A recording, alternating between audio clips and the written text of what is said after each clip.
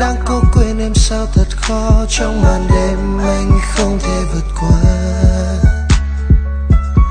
Và lại một lần anh đang ngẩn ngơ trong nước mắt, và tự nhủ phải cố gắng không đánh mất mình. Thế nhưng sao khoảng cách đó cứ lớn dần trong em. Một sau lại đến kéo theo bao nhiêu suy tư cùng hàng ngàn ý. Em yêu nơi đó có về với anh. Liệu rằng gặp nhau anh có đem chút gì niềm nhớ thương, hay một chút nước mắt rơi, nước mắt rơi. Chẳng dám gọi tên dù rất muốn ôm em, nhưng chỉ đưa mắt nhìn về phía em càng nức thấy em. Muốn em yêu thật nhiều và nhớ thêm một điều.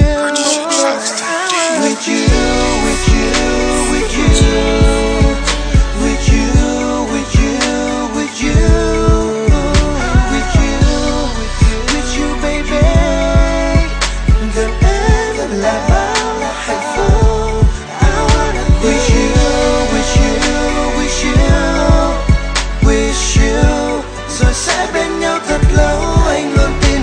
Điều gì đó khi ông mặt trời ban những cơn mưa thay cho nước mắt ai, thay cho niềm vui vô bờ bến. Khi anh đến đây đã mang cho anh nhiều buồn phiền nó tan biến ngay. Anh sẽ đi tốc độ thật nhanh, anh sẽ đi mà không cần phanh. Anh sẽ đi đến khi mà ly cà phê vị kia của em uống nguội tanh, để được nhìn thấy em như con gái đẹp.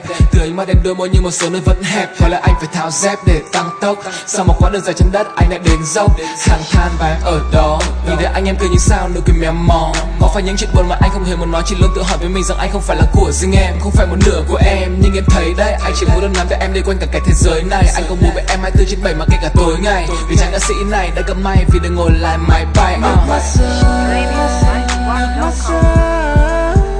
Chẳng dám gọi tên dù rất muốn ôm em, nhưng chỉ đưa mắt nhìn về phía em càng nức thấy em. Muốn em yêu thật nhiều và nhớ thêm một điều.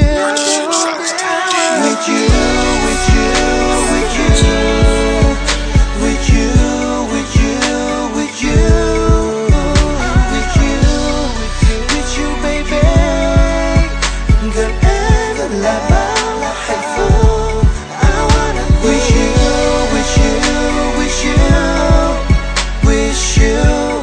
Rồi sẽ bên nhau thật lâu. Anh luôn tin vào một điều gì đó khi ông mặt trời ban những cơn mưa thay cho nước mắt ai, thay cho niềm vui vô bờ bến.